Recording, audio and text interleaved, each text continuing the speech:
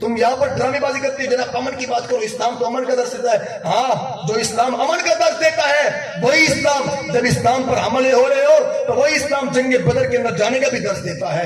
یہ بھی تو قوم کو بتاؤ نا، جب کشمیر کی بچیوں کی عزتیں لٹ رہی ہوں، فلسطین کی بچیوں کی عزتیں لٹ رہی ہوں، اور برما کی بچیوں کی عزتیں لٹ رہی ہوں، اور جناب چچنیا کی بچیوں کی عزتیں لٹ رہی ہوں، اور وہ پکار رہی ہوں کہ اب کوئی عمر نہیں آنے والا، کیا اب کوئی جناب صلاح الدین ایوبی نہیں آنے والا، کیا اب کوئی سلطان صلاح الدین ایوبی کے بعد جناب سلطان ٹیپو نہیں آنے والا جو اگر ہماری جناب عزت کی حفاظت کرے۔ ایک خط لکھا تھا سندھ سے، ایک مسلمان بچی نے محمد بن قاسم کو، 17 سال نوجوان نے یہ نہیں دیکھا میں جناب اب اس ایک خط کی وجہ سے جا کر پورا سندھ فتح کر لوں، نہ آپ نے لشکر کو تیار کیا، آپ جناب مدینہ سے روانہ ہوئے اور آ کر پورے جناب قافلے پورے سندھ کو فتح کر لیا، اور کہا کہ بتاؤ کون بے غیرت ہے جو مصطفیٰ کی غلاموں کی عزتوں کو پامال کرتا تھا۔ ہمیں یہ پٹیاں کسی اور کے گلے میں ڈالو جو امن والی پٹیاں ہوں۔ آؤ سنو، حضرت سعد بن عدی نے اپنی بیوی کی گدڑیا سے پکڑا اور کہا کہ رب کعبہ کی قسم اگر گھسیٹتے ہوئے مصطفیٰ کے دربار کے اندر نہ لے گیا تو مجھے بھی محمد ایبی کا غلام نہ کہنا۔ تمہاری اوقات کیسے ہو گئی؟ اگر کل حضور کا راز فاش ہو گیا تو کہا حضور فرمائیں گے سعد تمہارے علاوہ تو یہ راز کوئی نہیں جانتا تھا، سعد تمہارے اور میرے علاوہ اور میرے خدا کے علاوہ یہ بات تو کوئی نہیں جانتا تھا، بتاؤ یہ بات باہر کیسے گئی؟ فرمایا نہیں جی نہیں، اس طرح نہیں ہونا، وہ وقت آئے کہ میں کریم آقا علیہ السلام کی نظروں میں گر جاؤں، اس سے پہلے اپنے حکم کی تلافی کروں گا۔ آپ نے اپنی بیوی کے بالوں سے پکڑا اور پکڑتے ہوئے حضور کی بارگاہ کے اندر لے کر گئے، عرض کی یا رسول اللہ اس نے آپ کا راز سن لیا ہے، اور میرے آقا کہیں ایسا نہ ہو کہ آپ کا راز فاش ہو جائے اور مجھ جیسے حقیر کو آپ اپنی نظروں سے گرا دیں۔ اللہ اکبر اللہ اکبر کبیرہ۔ کریم آقا علیہ السلام نے فرمایا جاؤ سعد سے معاف کر دو، ہم نے بھی اسے معاف کر دیا۔ جب کریم آقا علیہ السلام پر بات آئی تو حضور نے تو معاف کر دیا، لیکن اگر سعد بن عدی کا فیصلہ تھا تو سعد بن عدی نے یہ تو نہیں کہا جناب میری بیوی ہے چلو سن لے گی، یہ کہہ سکتے تھے، کیونکہ اسلام نے ہمیں یہ سکھایا کہ اپنی ازواج کے ساتھ احترام سے پیش آؤ۔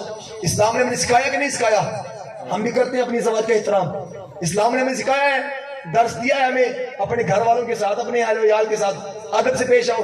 حضرت سعد بن عدی، اب آگے بیوی بھی صحابیہ تھی، اگر سعد بن عدی یہ کہہ دیتے کہ تم بھی صحابیہ ہو، تم بھی حضور کا جناب دین پڑھا ہے، تم بھی کریم آقا علیہ السلام کا کلمہ پڑھتی ہو، لہذا یہ بات حضور کی کسی کو بتانی نہیں ہے، تو بات تو ختم ہو جانی تھی نا۔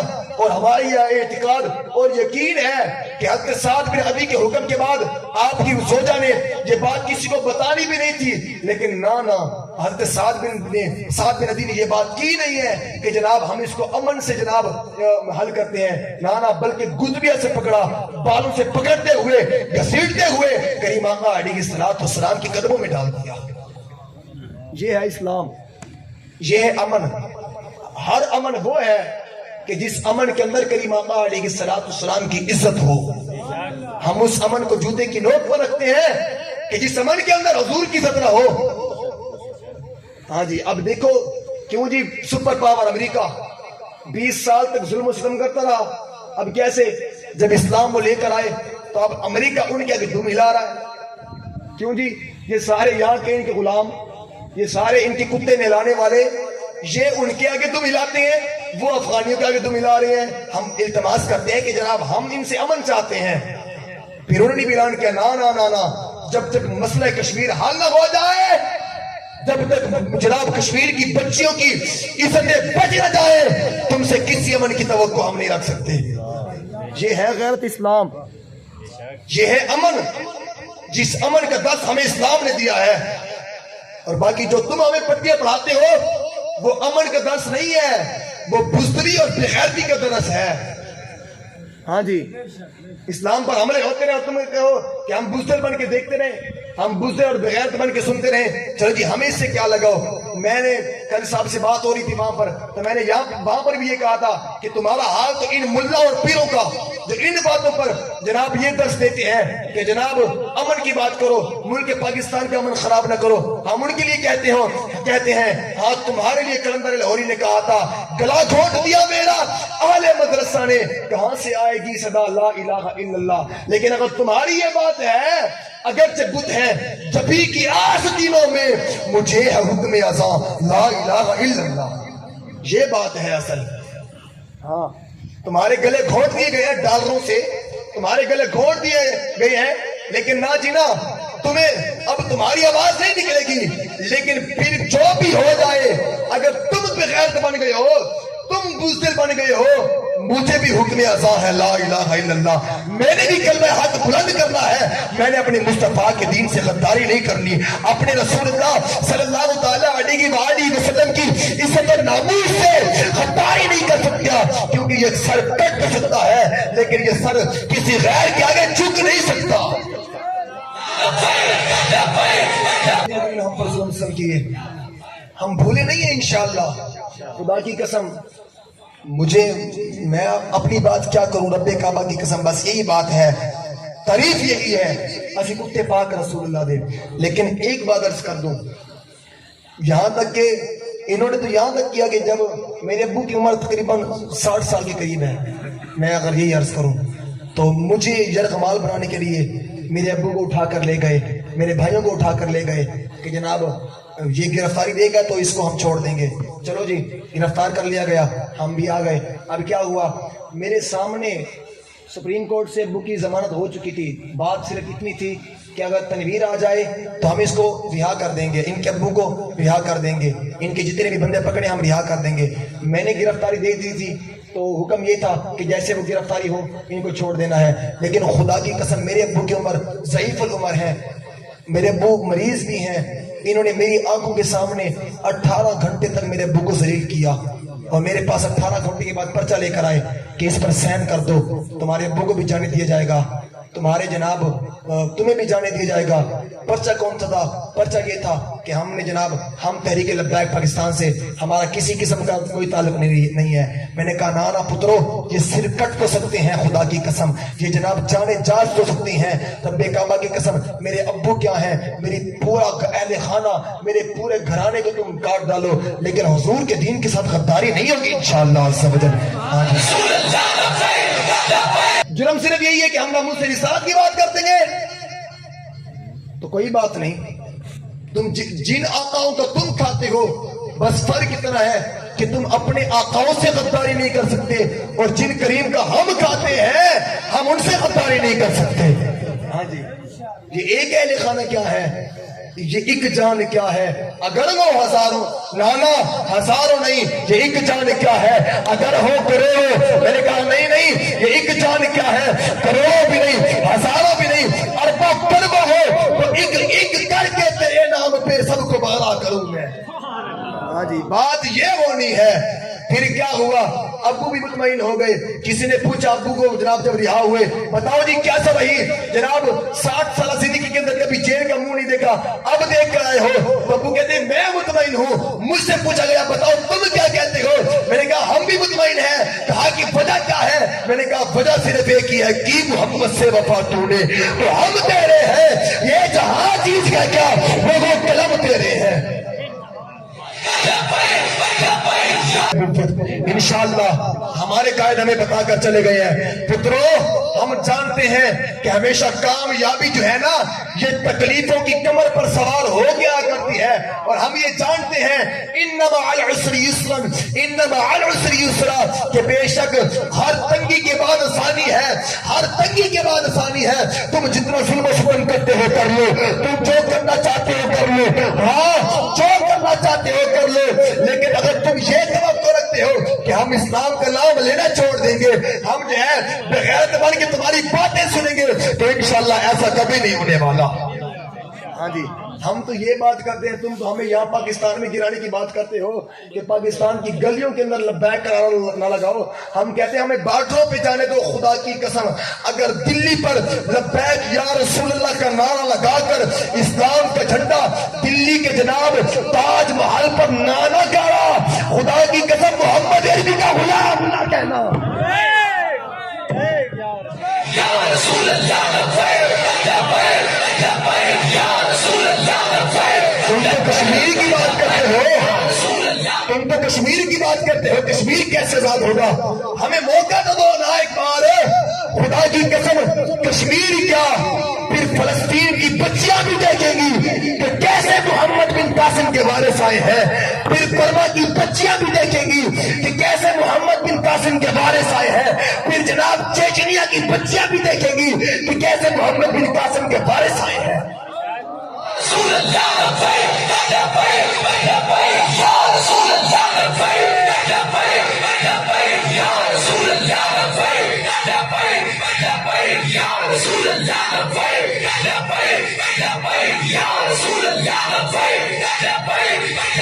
ہم وہ ہیں جن کے بارے میں کلندر لاہوری نے کہا تھا نکل کر خانقاہوں سے.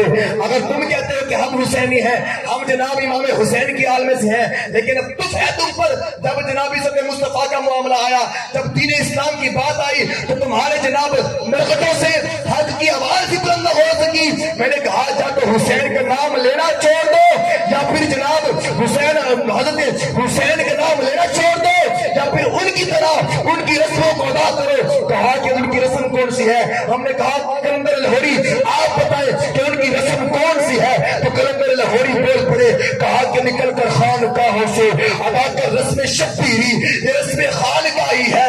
فقط اندو دلگیری. اگر تم ایسا نہ کرو، اگر تم ایسا نہیں کرتے، امام حسین کی رسم کو ادا نہیں کرتے، تو سنو تمہارے دین و ادب سے آ رہی ہے مجھے بوئے قربانی، یہی ہے پچھلی امتوں کا عالم پیری. اس اسلام کی بات کرتے ہیں. ہاں اس اسلام کے اندر یہ نہیں کہا جاتا کہ جناب جو کشمیر کے لیے جہاد کی بات کرتا ہے وہ کشمیر کا سب سے دشمن ہے، بلکہ اس اسلام کے اندر یہ کہا جاتا ہے خدا کی قسم کشمیر کا حل ہے تو صرف ایک ہی حل ہے. وہ کیا ہے کہ ان کے خلاف اعلان جہاد کرو. بس فرانس کا حل ہے تو صرف ایک ہی حل ہے کہ انہوں نے مصطفیٰ کریم کے خاکے بنائے ہیں تو ان کے خلاف اعلان جہاد کرو. اس کے علاوہ یہ نہیں سدھرنے والے. اب تم کہو کہ ہم دہشت گرد ہیں تو ہمیں بتاؤ کشمیر کی جو حالات ہیں یہ ہماری وجہ سے گزرے. پہلے والے حکمران اس ٹائم غیرت کرتے، اگر اس ٹائم جناب فوج کی چڑھائی ان پر کرواتے، ہم نے کہا تمہاری گولیاں ضائع نہیں ہوں گی، ہمیں صرف جانے دو ایک بار، ہم لبیک کا نعرہ لگائیں گے. خدا کی قسم سری نگر سے لے کر پورا ہندوستان کاپ نانا اٹھا. پھر کہنا انشاءاللہ مودی تو مودی کے جناب اولاد بھی ان کی آلے بھی یہ کہیں گی کبھی اسلام کا نام لینے والوں سے جناب مقابلہ مت کرنا.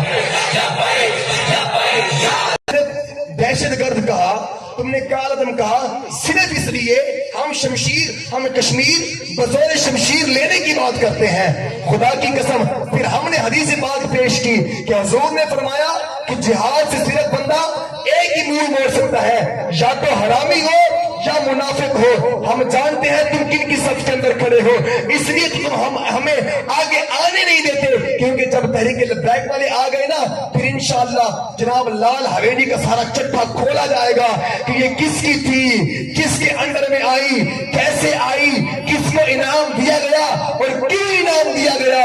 تمہیں تکلیف اصل یہ ہے کہ جب اسلام آ گیا پھر احتساب اس رنگ سے ہونا ہے کہ سب پتہ چل جائے گا حلالی کون ہے حرامی کون ہے. ہاں جی تو آج ہم تمہیں دعوت فکر دیتے ہیں، ہم تمہیں کہتے ہیں خدا کی قسم کل بروز قیامت اگر پوچھ لیا گیا بتاؤ تم کس کے ساتھ تھے، بلکہ یہ کہا گیا، پوچھ نہ لیا گیا، یہ کہا گیا کہ جو ختم نبوت کے ڈاکوؤں کے ساتھ تھے وہ الگ ہو جائیں، جو آسیہ ملونہ کو رہا کرنے والے تھے وہ بھی الگ ہو جائیں، اور کہا جائے گا جو حضور کی ناموس کے لیے اپنے درجنوں شہداء دینے والے تھے جناب، سینکڑوں زخمی کروانے والے تھے، بیسیوں جناب معذور کروانے والے تھے صرف عزت مصطفیٰ کے لیے، وہ بھی الگ ہو جائے، پھر جب ہم الگ ہوں گے پھر کیا ہوگا؟ ہم سوئے حشر چلیں گے شاہ ابرار کے ساتھ، قافلہ ہوگا روانہ، قافلہ سالار کے ساتھ۔ یہ تو طیبہ کی محبت کا اثر ہے، ورنہ کون روتا ہے لپٹ کر در دیوار کے ساتھ؟ ہم بھی سنیں گے اے مظہر کوئی رات رنگین جب ملاقات ہو گئی شاعر دربان کے ساتھ۔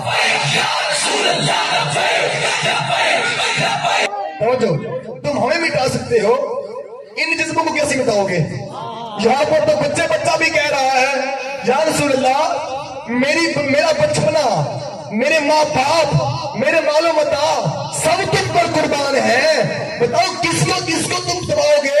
نا نا نا نا نا نا، اس طرح نہیں ہونا۔ انشاءاللہ جب وقت آیا تو ہمارے بچے یہ کہیں گے یا رسول اللہ تمہیں جانا، تمہیں مانا، میں رکھا غیر سے کہا للہ الحمد، میں دنیا سے مسلمان گیا، اور اگر وقت آیا تو ہم لبیک کا نعرہ لگاتے ہوئے انشاءاللہ حضور پر اپنی جان پہ قربان کر دیں گے اور کہیں گے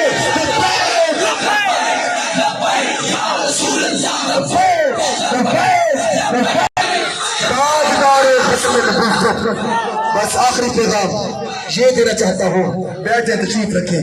خدا را اگر آج کوئی ایسا ہے جو جناب نون لیگیوں کے ساتھ کھڑا ہے کہ جنہوں نے مصطفیٰ کی ختم نبوت پر ڈاکہ ڈالا اور ناموس رسالت کا قانون 295 کو ختم کرنے کی کوشش کی اور قادیانیوں کو اپنا بہن بھائی کہا، خدا کی قسم آج ہٹ جاؤ، وگرنہ تمہارا حشر بھی اگر مصطفیٰ کے غداروں کے ساتھ ہو گیا، بتاؤ تم کیا منہ دکھاؤ گے مصطفیٰ کریم کو؟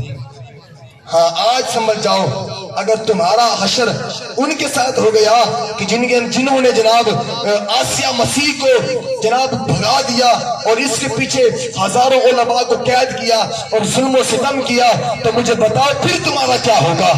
لیکن سوچو اگر تم تحریک لبیک پاکستان کے ساتھ کھڑے ہو گئے اور پھر تم سے پوچھا گیا کہ بتاؤ تم کس کے ساتھ تھے، تو تم کہو گے یا رسول اللہ ہم ان کے ساتھ تھے جناب، نہ سر جھکا جو کہتے تھے، نہ سر جھکا کے جیے، نہ منہ چھپا کے جیے، ستمبر کی نظروں سے نظریں ملا کے جیے، ہم 2 دن کم جیے، تو اس نے حیرت کیا ہم تو ان کے ساتھ دے جو شمع جلا کے جیے۔ مجھے بتاؤ میں بچپن سے تھا، چھوٹا سا تھا، یہ میرے یہاں 6 امار کے اندر چاچو رہتے ہیں، حافظ عبد الرحمن سب کوئی جانتا ہو ان کو، ہاں جی یہ 6 امار کے اندر رہتے ہیں، تو میں ان کا بھتیجا ہوں، میں ان کے گھر آیا کرتا تھا، تو میں تب سے دیکھ رہا ہوں، چھوٹا سا تھا، آتے ہوئے دیکھ رہا ہوں یہ آپ کا ابھی تک روڈ تو پکا نہیں ہو سکا، کس توقع لگا کے بیٹھے ہو؟ ہر روز آتے ہیں، ہر سال آتے ہیں، ہر بار آتے ہیں، آپ کو جناب چورن بیچتے ہیں، ہم تمہیں جناب تمہاری نالیاں پکے کروا دیں گے، تمہارے گٹر پکے کروا دیں گے۔ اب مجھے بتاؤ مسلمان کے ووٹ کی حیثیت صرف اتنی رہ گئی ہے کہ مسلمان کے ووٹ کے بدلے تم جو ہے ان سے گٹر بنوا کے دو؟ نا نا نا نا، ہمارے ووٹ کی حیثیت اتنی نہیں ہے کہ ہمارے ووٹ کے بدلے ہمیں گٹر بنا کے دی جائے، بلکہ یہ تو ریاست کا حق ہے، اور ہم مانگے یا نہ مانگے یہ ریاست کو دینا پڑتا ہے، ایسا نہیں ہے۔ لیکن خدا کی قسم بس جب محمد عربی کا دین تخت پر آیا، جب اسلام تخت پر ہوگا، تو پھر انشاءاللہ کوئی باپ اپنے بچوں کے ساتھ اس وجہ سے خودکشی نہیں کرے گا کہ جناب آج ہم نے روٹی نہیں کھائی، بلکہ کوئی بھی اس وجہ سے پریشانی کا شکار نہیں ہوگا کہ جناب ہمارے گھروں کے اندر پانی آ جاتا ہے، جناب بارشوں کا پانی گھس جاتا ہے، پھر کوئی اس وجہ سے پریشان نہیں ہوگا کہ ہمارا مریض اس وجہ سے دم توڑ گیا کہ ہماری سولنگ ٹھیک نہیں ہے، بلکہ جب محمد عربی کا دین تخت پر ہوگا نا، پھر ہر ایک سے احتساب ہوگا، بتاؤ کتنا پیسہ تم نے اس گاؤں کی ترقی کے لیے لیا اور کتنا پیسہ تم نے کھایا، پھر انشاءاللہ جب احتساب ہوگا پھر سب کے سب ایک ہی لائن میں کھڑے ہوں گے۔ ہاں جی اسلام تو یہ ہے۔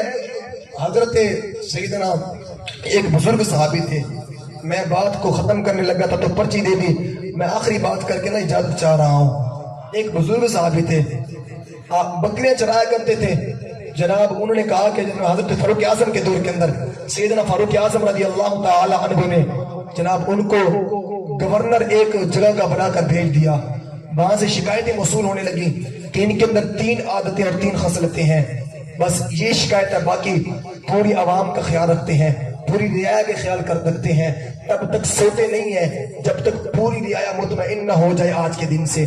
تو کیا ہوا؟ کہا کہ شکایتیں کون سی ہے؟ کہا کہ پہلے جب یہ رونے لگتے ہیں تو کیا ہوتا ہے کہ روتے روتے غش کھا جاتے ہیں اور لوگ ان کی بے ہوشی کی وجہ سے انتظار کرتے ہیں. کہا کہ دوسری فرمایا کہ یہ لیٹ آتے ہیں جس کی وجہ سے لوگوں کو انتظار کرنا پڑتا ہے. فرمایا تیسری یہ ہے کہ جب یہ ملاقات کرتے ہیں تو اتنے اطمینان سے ملاقات کرتے ہیں کہ لوگوں کو انتظار کرنا پڑتا ہے. بس انتظار کی وجہ سے ہم ان سے مطمئن نہیں ہیں. تو ان کو بلایا گیا سرکار فاروق اعظم کی بارگاہ کے اندر. مجھے صحابی کا نام ذہن میں نہیں ہے لیکن ان کو بلایا گیا سیدنا فاروق اعظم کی بارگاہ کے اندر. فرمایا تمہاری 3 شکایتیں موصول ہوئی ہیں اور تینوں جناب انتظار کی وجہ سے ہے. ہاں اللہ اکبر. اب مجھے بتاؤ، گورنر ہو ایک شہر، ایک جناب قصبے کا، ایک خطے کا گورنر ہو، اب اس کا جواب سنو کہ ایسا ہوتا کیوں ہے؟ کہا کہ عمر پہلی بات یہ کہ میں جب روتا ہوں، رو کا غش کھا کے نیچے گرتا ہوں، اس کی وجہ یہ ہے کہ میں یہ سوچتا ہوں مولا اسلام کے اندر کتنی پاور ہے کہ خدا کی قسم مجھ جیسے چرواہے کو اتنے بڑے شہر کا گورنر بنا دیا. ہاں جی، اتنے بڑے خطے کا گورنر بنا دیا کہ میں روتا ہوں خدا عز و جل کا شکر ادا کرتے ہوئے اور میں بے ہوش ہو جاتا ہوں. فرمایا کہ دوسری وجہ، فرمایا کہ لیٹ آنے کی وجہ یہ ہے کہ میرے گھر کے اندر صرف ایک ہی قمیض ہے جس کو جناب میں پہن کر نماز پڑھتا ہوں، پھر میری بیوی پہن کر نماز پڑھتی ہے، جس کی وجہ سے اس کو ادلی بدلی کرتے ہوئے ہمیں ٹائم لگ جاتا ہے. پھر میری بیوی چھپ جاتی ہے پردے کے اندر، پھر میں اطمینان کرتا ہوں کہ کہیں کوئی ایسا سوراخ نہ ہو کہ جناب میری بیوی کی حیا ظاہر ہو جائے. کہا کہ اس وجہ سے لیٹ آ جاتا ہوں. فرمایا کہ تیسری یہ ہے کہ یہ سوچتا ہوں کہ کہیں میں نے ان کا مسئلہ جلدی کے اندر نہ سنا اور کوئی محمد عربی کا غلام جناب مجھ سے دکھ کا مارا ہوا ناراض ہو گیا تو کل حضور کی بارگاہ کے اندر جا کر میں کیا منہ دکھاؤں گا؟ یا رسول اللہ مجھے گورنری دی گئی اور میں تیری امت کا خیال بھی نہ رکھ سکا. فرمایا یہ وجہ ہے کہ جس کی وجہ سے میں ان کو انتظار کرواتا ہوں. کہا کہ حضور ہمیں معاف کر دیں، ہم نے آپ کو تکلیف دی. کہا کہ نہیں عمر، اب جناب میں حضرت عقبہ بن عامر رضی اللہ تعالی عنہ ضعیف صحابی ہے، 82 سال عمر ہے. آپ کہا کہ عقبہ بن عامر ہم معذرت چاہتے ہیں، آپ کو جناب تکلیف دی. کہا کہ نہیں عمر، اب میں جناب اس ریاست کے اندر دوبارہ نہیں جاؤں گا، بلکہ مجھ سے اتنے مشکل کام نہیں ہوتے. میں وہی چرواہا تھا، وہی ٹھیک تھا، کم از کم اپنے پیٹ کے بارے میں سوچتا تھا. اب جب سے گورنر بنا ہوں اپنے پیٹ کے بارے میں نہیں سوچتا، بلکہ جناب مجھے پوری اپنی رعایا کے بارے میں سوچنا پڑتا ہے. مجھے بتاؤ جب ایسے حکمران آ گئے تو کون ہوگا جو جناب بھوک کی وجہ سے خودکشی کرے گا؟ انشاءاللہ پھر کھمبے بھی لگیں گے، پھر نالیاں بھی بنے گی. ہم نے بتاؤ جس سے بھی ووٹ مانگا ہے، ہم نے کسی سے وعدہ نہیں کیا کہ ہم تمہیں نالیاں بنوا کر دیں گے، ہم تمہیں کھمبے لگوا کر دیں گے، ہم تمہیں گٹر بنوا کر دیں گے، ہم تمہیں جو ہے یہ سولنگیں لگوا کر دیں گے. بلکہ ہم یہ سمجھتے ہیں یہ ریاست کا حق ہے اور بغیر بتائے اور بغیر معاوضہ کیے اور بغیر مطالبہ کیے ریاست کو دینا چاہیے. جب ہے ہی ریاست کا حق تو کس بات پر گھمنڈ، کس بات پر غرور کہ جناب یہ مانگیں گے یا ہم ان سے وعدے کریں گے تبھی ملے گا؟ نہ، بلکہ جب اسلام آیا، اسلام اپنی پاور سے انشاءاللہ خود یہ کام کروائے گا. آج جا کر دیکھو سندھ اسمبلی کا حلقہ 49 کے اندر جہاں پر مفتی قاسم فخری صاحب ہے. ہاں جی، خدا کی قسم بس ایسے حالات تھے کہ گاڑیاں گزرتی تھی، گاڑیاں پھنس جایا کرتی تھی. لیکن جب محمد عربی کا غلام آیا اب تمام مسلمان سکھ کا چین لے رہے ہیں. ہاں جی، وجہ کیا ہے؟ ہم تو کہتے تھے نا اسلام اپنی پاور خود رکھتا ہے. ہاں جی، ہم کسی کے آسرے پر نہیں کھڑے ہوئے. ہاں جی، ہمیں نہ ہی تمہارا آسرا ہے، ہمیں بس مصطفیٰ کا آسرا ہے. اور انشاءاللہ جب حضور کے غلام آئیں گے پھر کوئی بتانے والا نہیں ہوگا کہ ہمیں یہ تکلیف ہے، بلکہ پھر ہم خود پوچھا کریں گے کہ آج خان پور منڈل کے اندر کوئی ایسا گھر تو نہیں ہے جو جناب مزدوری نہ لگنے کی وجہ سے جس کے بچے بھوکے سوئے ہوں. اگر کوئی ہے تو اس کو بیت المال سے انشاءاللہ اس کو حق دیا جائے گا. ہم تو اس اسلام کی بات کرتے ہیں. آ جاؤ اسلام کی دامن کے اندر, آ جاؤ اسلام کے جھنڈے کے اندر, کہا اور کہہ دو یا رسول اللہ ہم بڑے نعرے لگاتے ہیں, غلامی رسول میں موت نہیں قبول ہے. حضور جب جان دے دی ہے تو ووٹ کی کیا حیثیت ہے؟ حضور یہ پرچی بھی آپ کے نام پر انشاءاللہ اب جائے گی. سارے عہد کرو انشاءاللہ عز و جل. جب الیکشن ابھی آ رہے ہیں نا, الیکشن جناب یہ مارچ کے الیکشن, وہ جو کسی کے بلدیاتی الیکشن, اس کے اندر تمام کارکنان آئے ہوئے ہیں. 7 MR کے بھی آئے ہوئے ہیں بھائی. 7 MR والے ہاتھ کھڑا کریں. 7 ماشاءاللہ یہ دیکھیں 7 MR والے یہ آئے ہوئے ہیں. 6 MR والے 6 MR والے بھی آئے ہوئے ہیں. خانپور ماڈل تو ماشاءاللہ پورے امنڈ آیا ہے. سارے جتنے بھی بیٹھے ہیں یہاں پر, جتنے بھی, میں نے کل بھی میٹنگ کی یہاں پر, پرسوں والے دن میٹنگ کی 7 MR کے اندر. کل کی میٹنگ تھی ہماری جناب 6 MR میں. آج بھی میٹنگ تھی 9 MR کے اندر, لیکن کسی مسلط کی وجہ سے وہ ہو نہیں پائی. ہاں جی, وہ 9 MR کے بھی بھائی آئے ہوئے ہیں. ہاتھ کھڑا کریں جی ماشاءاللہ. یہ دیکھیں ساتھی آئے ہوئے ہیں 9 MR کے. تو کسی مسئلے میں پروگرام پہ گیا آج چوک میں, اطلاع وہاں پر تھوڑی مجھ سے کوتاہی ہو گئی, میں لیٹ ہو گیا, تو جس کی وجہ سے یہ کام نہیں ہو پایا. لیکن وہاں پر بھی محمد عربی کے دین کا کام کیا ہے, یہاں پر بھی وہی کرنا تھا. تو انشاءاللہ عز و جل ان سے وعدہ کیا ہے, قاری افضل صاحب, قاری ذوالفقار صاحب ہیں یہاں کے, ان سے وعدہ کیا انشاءاللہ جب بھی آئے آپ کے عاشقان رسول سے ملاقات ضرور ہوگی انشاءاللہ عز و جل. ہاں جی, آپ لوگ بھرپور کمپین چلائیں. جتنے بھی یہاں پر آپ بیٹھے ہیں, یہاں پر جتنے بھی جناب حضور علیہ الصلوۃ والسلام کے غلام ہیں, کم از کم ہر بندہ